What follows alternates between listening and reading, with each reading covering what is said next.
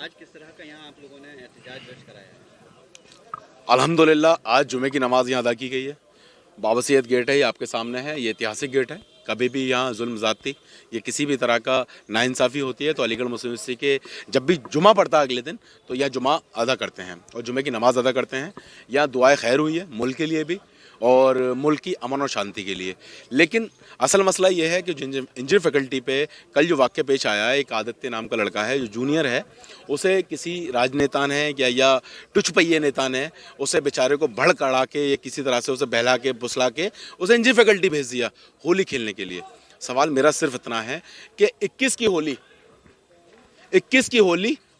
और 23 की होली 21 में मनाना चाहते हैं, बस सवाल ये है। और दूसरी चीज़ यह है कि हमारा यहाँ इकट्ठा होना, इत्तेहाद में आने का मकसद ये है, एकजुट में होने का मकसद ये है कि हम चाहते हैं कि इंसाफ मिले। इंसाफ कैसे मिले? जो एफआईआर रजिस्टर्ड हुई है वो बाय प्रेशर है कि उसमें जो धारा लगी हुई है वो बच्चे इस तरह की धारा के लिए बिल्कुल भी हकदार नहीं है। बच्चे आपस में लड़े हैं, एक घर के दो बेटे हैं, आपस में धक्का मुक्की हुई है, वो हो जाता नोकझोंक। लेकिन मैं एसएसपी साहब से एक दरख्वास्त करता हूं, उनकी पोस्ट की इज्जत करता हूं कि आप इस पर एक निष्पक्ष जांच कराएं, एक आईओ सेट करें जो डायरेक्ट आपको रिपोर्ट करें, ना कि किसी नेता को। और उसमें ये चीज़ साफ मेंशन हो और उसमें ये दिखाया जाए कि जो एफआईआर हुई है वो बच्चे गलत हैं, ये सही है। आपकी तरफ से भी एफआईआर होनी चाहिए? हाँ, हमारी तरफ से एफआईआर होनी चाहिए और हम प्रॉक्टर से डिमांड कर रहे हैं। इसके लिए क्या आप एडमिनिस्ट्रेशन एमयू को जिम्मेदार ठहराते हैं?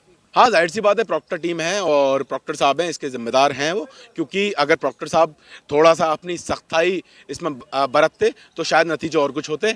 बस इतना कहना चाहूँगा कि जो एफआईआर हुई है उसे वापस लिया जाए या वापस नहीं लिया जा सकता। अगर लगता है आपको कोई कल्प्रिट है, हमारी तरफ से अगर कोई लड़का कल्प्रिट नज़र आता है, आप कल्प्रिट बना के दिखाएं उसे, हम इस शेरवानी के खातिर हम आपके पास तक छोड़ के आएंगे, लेकिन कल्प्रिट होना चाहिए।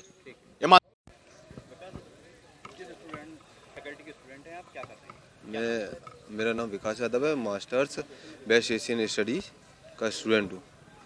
क्या हुआ है कल जो आपको लगता है जिस तरह के इल्ज़ाम लगाए जा रहे हैं वो कितने ठीक है? देखिए, इल्ज़ाम वो बेबुनियाद हैं और हम लोग मिलजुल कर हमेशा होली का त्यौहार, चाहे ईद का त्यौहार हो, चाहे दीपावली का त्यौहार हो, किसी भी धर्म का कोई त्यौहार हो, यहाँ हर धर्म के लोग हमें यहाँ शिक्षा ग्रहण करते हैं और त्यौहार आपसी मिलजुल में और साथ में मनाते हैं। कल जो हुआ है उसको किस तरह देखते हैं? क्या लगता है आपको? तो कल जो हुआ है वो मैं आपको बताना चाहता हूँ, इलेक्शन करीब है लोकसभा का। लोकसभा के इलेक्शन करीब होने के नाते हमेशा यूनिवर्सिटी के नाम को यूज़ कर राजनीति की जाती है और लोगों को बांटा जाता है हिंदू मुस्लिम के तौर पर।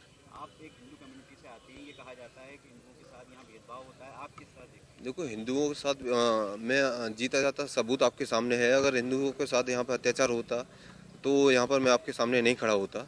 मैं यहाँ फर्स्ट क्लास से पढ़ रहा हूँ और मेरी मास्टर यहाँ कंप्लीट होने जा रही है। मेरे साथ और मेरे साथियों के साथ आज तक ऐसा कुछ नहीं हुआ। यहाँ पर हम लोग मिलजुल कर रहते हैं हमेशा और रहते आए और रहते रहेंगे। अच्छा, ये बताइए कल जिस तरह की जो चीज़ें हुई हैं उसमें कुछ बच्चों के ऊपर एफआईआर हुई है, उसको किस तरह देखते हैं?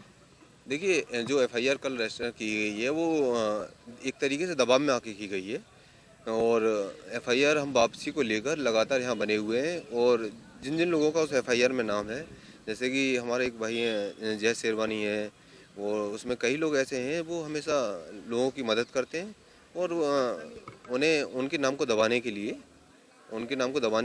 एफआईआर और हिंदू मुस्लिम के तौर पर लोगों को बांटने के लिए ये एफआईआर लॉन्च की गई है और प्रशासन के दबाव में आके की गई है। डिस्ट्रिक्ट एडमिनिस्ट्रेशन का क्या दबाव यूनिवर्सिटी एडमिनिस्ट्रेशन पर है? डिस्ट्रिक्ट एडमिशन का दबाव एमयू एडमिनिस्ट्रेशन पर है और बीजेपी लीडर्स का दबाव, बीजेपी सरकार का दबाव और डिस्ट्रिक्ट एडमिनिस्ट्रेशन पर है। इसके तौर पर एफआईआर दर्ज की गई है। देखिए, जैसे कि आप लोगों को पता है कि आदित्य नाम का स्टूडेंट है और हम तो उसको अपना भाई ही समझते हैं, लेकिन उसने पूरी जो है साजिश के तहत किसी के कहने में आकर पूरा एकदम झूठा एफआईआर दिया है यहाँ के स्टूडेंट्स के खिलाफ, जिसमें कि 10 स्टूडेंट्स के नाम हैं। जैसी घटना उसने बताई है वैसा नहीं हुआ है और मैं तो समझता हूँ कि आदित्य को खुद इस बात पे शर्म आनी चाहिए कि वो भी इस इदारे का हिस्सा है। अपने इदारे को बदनाम करने की साजिश अच्छी नहीं होती है, ये चुनाव को भुनाने का मौका है।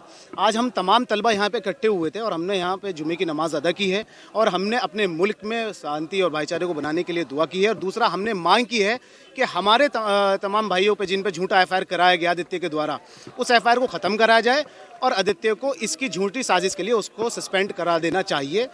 ये हमारी मांग है। प्रॉक्टर के खिलाफ भी कोई आप लोगों का डिमांड? देखिए, प्रॉक्टर के खिलाफ ये है कि हमारे तमाम तलबा आज इस बात को समझ चुके हैं। जब एफआईआर होती है तो हमारे प्रॉक्टर जो है क्यों इस चीज़ पर संज्ञान नहीं लेते, क्यों प्रॉक्टर आगे निकल के नहीं आती है, डायरेक्ट एफआईआर हो जाती है और डायरेक्ट इतनी तेज़ी से हम पे जो है एफआईआर होने के बाद में कार्रवाई भी हो जाती है, हॉस्टल के अंदर पुलिस घुस जाती है। इससे पहले भी यही हुआ, हमारे नाम जो है पैलेस्टीन वाले मुकदमे में आप देखिए कि हमारे आज तो देश के प्रधानमंत्री जो है नरेंद्र मोदी जी ने भी जो है सपोर्ट किया है पैलेस्टाइन का, माना है कि जुल्म हुआ है, तो हमने क्या गलत उसमें कहा था, हमारे ऊपर भी एफआईआर की गई थी, ऐसी इसी तरीके से आज गलत एफआईआर की गई है और प्रॉक्टर उसमें जो है खामोशी से बैठ के उनके गुलाम बनता है। जो एफआईआर की बात की गई थी, एफआईआर हुई है या नहीं हुई है?